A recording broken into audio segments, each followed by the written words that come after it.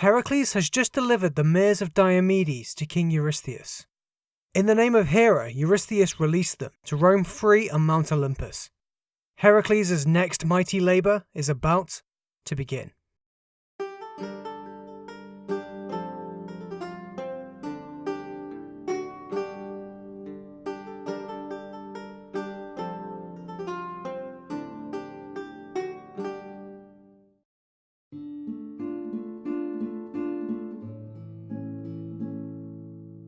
For his ninth labour, Heracles is tasked by the king of Tyrants to fetch the golden girdle of Ares for his daughter Admete. Eurystheus wants to give it as a coming-of-age gift. The girdle is, at this point, being worn by Queen Hippolyta, ruler of the Amazons. It was given as a gift from Ares to Hippolyta, recognising her right to rule the Amazonian people. The girdle itself is a leather belt. It is magical, gifting its wearer invincibility in battle. The Amazons have an empire, stretching across 3 cities along the river Thermodon. They are ruled by Hippolyta, Antiope, and Melanippe. Chiefly among these 3 cities is the great capital, Themyscira. The Amazons are a warrior people, a civilization of merciless women enslaving a minority of subservient men. Their name means breastless, because to enhance their spear-throwing ability, they remove the breast on their throwing side. These powerful women are the children of Ares and a nymph named Harmonia, and they dominate their society by either killing or crippling all males. Male prisoners of good stock are given the duty of providing the Amazons with children, and then are summarily executed. Male children, if they're not killed, have their arms and legs broken to disable them. These survivors are forced to perform all household deeds, whilst the women wage war and govern above them. Heracles is not a simpleton. He understands the magnitude of what he is being asked to do. He is to raid the capital of famed demigod warriors that also happen to despise men. He is to steal the belt from their queen, a queen handpicked by Ares himself for being the greatest warrior amongst her people. This time, on his voyage to Themyscira, Heracles takes his nephew Iolaus, and in some stories, fabled Theseus. He commands as many as 9 ships, full of warriors, knowing that this task is perhaps his greatest challenge yet. The voyage to the river Thermodon is arduous and takes many months. On the way, Heracles stops at the island of Paros, and is greeted by a general named Alcaeus. 2 of Heracles' men depart the ships to fetch some fresh water, and in the process are murdered. Heracles discovers the killers are 4 sons of King Minos that have also settled on Paros. He kills all 4 of them. Our hero goes on to take Alcaeus and his brother as men aboard his ship for further recompense. Next, Heracles stops off at Mariandyne, where King Lycus the Paphlagonian welcomes him happily. In return for his hospitality, Heracles supports Lycus in his war against the Bebricans, slaying their king and restoring much of the Paphlagonian lands. Lycus renames the land as Heraclea in its saviour's honour. After a long time at sea, Heracles' troops finally land on the banks of the Thermodon. They are expecting a fight. It surprises the group then that they are welcomed pleasantly by Queen Hippolyta and a small band of Amazonian soldiers. This is Heracles' 9th labour, and his exploits up until now have become quite fabled. Aside from his main labours, he has accomplished much. Heracles has earned a reputation for himself as the man who seems to do the impossible. The Amazonians treasure dignity, strength and valour, and nobody embodies that more than Heracles. The Amazonians welcome Heracles and his men, and they feast together merrily. Heracles finds Queen Hippolyta strong, fierce, and intensely attractive. He is more enamoured by her than any woman or man before. Hippolyta in turn finds Heracles' muscular form enticing and beautiful. Inside of the queen's tent, they embrace together. After their coupling, Heracles explains his labour to the queen, and Hippolyta gifts him her girdle freely as his lover. In the shadows, Hera is anguished.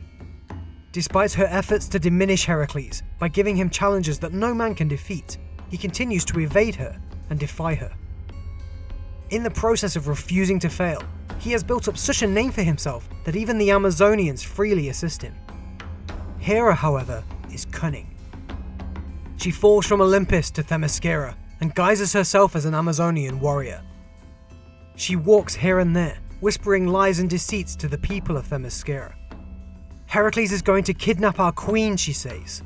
The men from Tiryns cannot be trusted with her life. They are going to rape and enslave us all. Discontent rapidly grows throughout Themyscira, until eventually a band of Amazonian warriors mount their horses and make for the riverside encampment. Hera smiles a crooked smile and returns to Olympus. Back inside the royal tent, Heracles sits up quickly.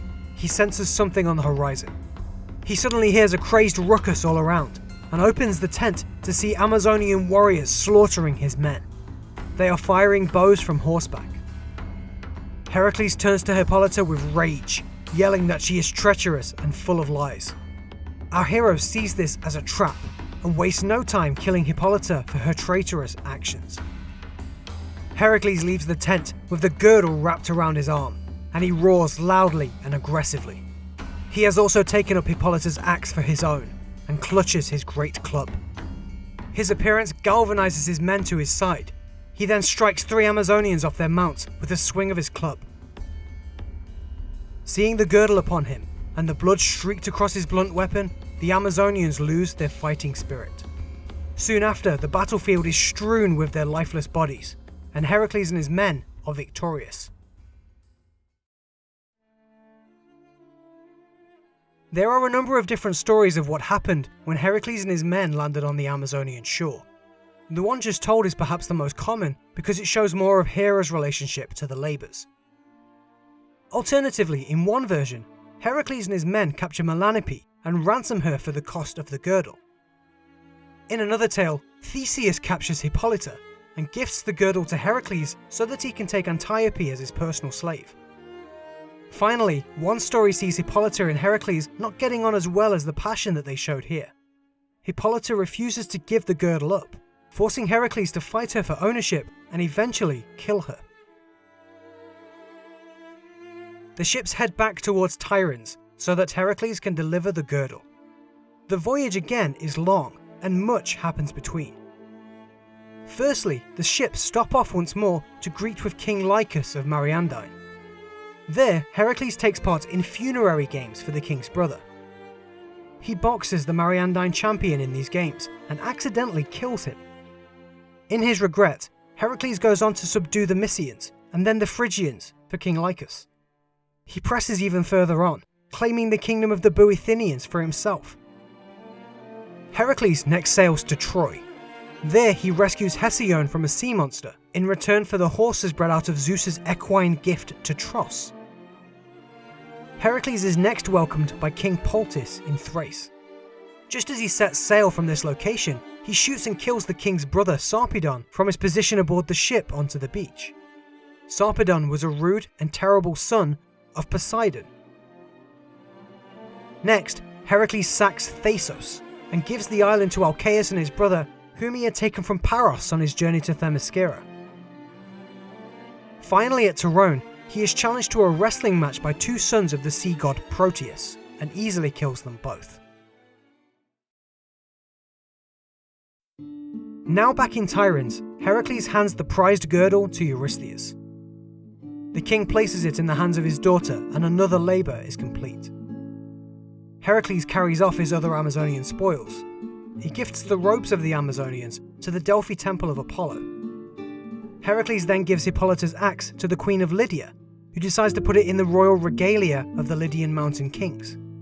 This axe will eventually find its way to the Carian temple of Zeus, where it is placed in the hand of his statue. Heracles' next labour is about to begin. That's it, thanks for watching. Thanks for supporting us here at AspectHistory.